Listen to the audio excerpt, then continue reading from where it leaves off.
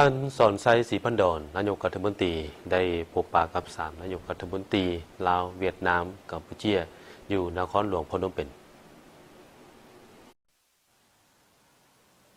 กองประชุมพบปะ3นายกรัฐมนตรีลาวเวียดนามกัมพูชีจัดขึ้นวันที่6 กุมภาพันธ์ 2026ที่นครหลวงพนมเปญราชอาณาจักรกัมพูชีโดยการเป็นประธานร่วมของประธานสอนไซศรีพันดอนนายกรัฐมนตรีแห่งสาธารณรัฐประชาธิปไตยประชาชนลาวประธานฟามิงจิง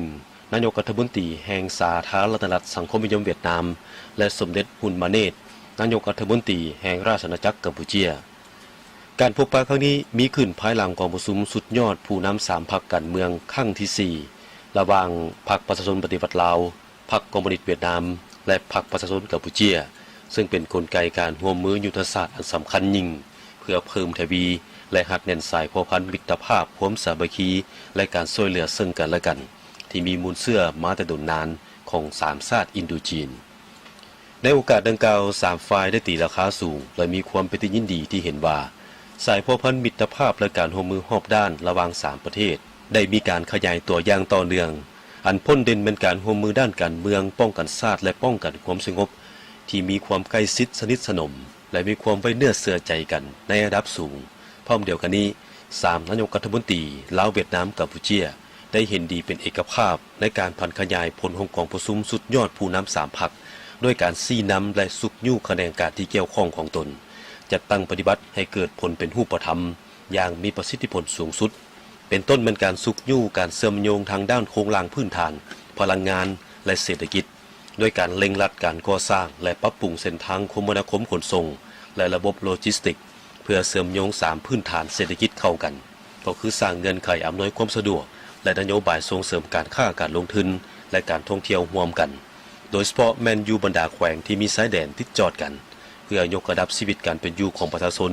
และกระตุกสุกยู่การขยายตัวทางด้านเศรษฐกิจของภาคพื้น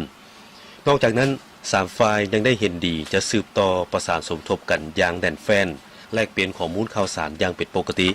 ศึกษาอบรมสาวหนุ่มให้รับรู้และรักษามูลเชื่อความสามัคคีของ3พรรคและสืบต่อสนับสนุนช่วยเหลือซึ่งกันและกันอย่างเสมอต้นเสมอปลายในขอบการร่วมมือภาคพื้นและสากลที่3ประเทศเป็นสมาชิกเพื่อปกป้องผลประโยชน์ร่วมกันและสร้างบทบาทของ3ประเทศในเวทีโลกพร้อมเดียวกันนี้ประธานนายกรัฐมนตรีสอนไซศรีพันดอนก็ได้แจ้งให้ที่ประชุมทราบโดยย่อเกี่ยวกับสภาพการพัวพันร่วมมือ2ฝ่ายอันพ้นเด่นระหว่างสาธารณรัฐประชาธิปไตยประชาชนลาวและสาธารณรัฐสังคมนิยมเวียดนามก็คือระหว่างสาธารณรัฐประชาธิปไตยประชาชนลาวและราชอาณาจักรกัมพูชีในโอกาสนี้ประธานสอนไซศรีพันดอนนายกรัฐมนตรีได้แสดงความยินดีที่ได้มีโอกาสพบปะกับบรรดานายกรัฐมนตรีเวียดนามและกัมพูชีในครั้งนี้พร้อมทั้งได้แสดงความขอบใจต่อสมเด็จนายกรัฐมนตรีฮุนมาเนตที่ได้ให้เกียรติเป็นเจ้าภาพและอำนวยความสะดวกในการจัดการพบปะ3นายกรัฐมนตรีครั้งนี้พร้อมทั้งได้เชิญนายกรัฐมนตรีกัมพูชีและเวียดนามเข้าร่วมกองประชุม3นายกรัฐมนตรีลาวเวียดนามกัมพูชีครั้งที่5ซึ่งฝ่ายลาวจะเป็นเจ้าภาพในปี 2027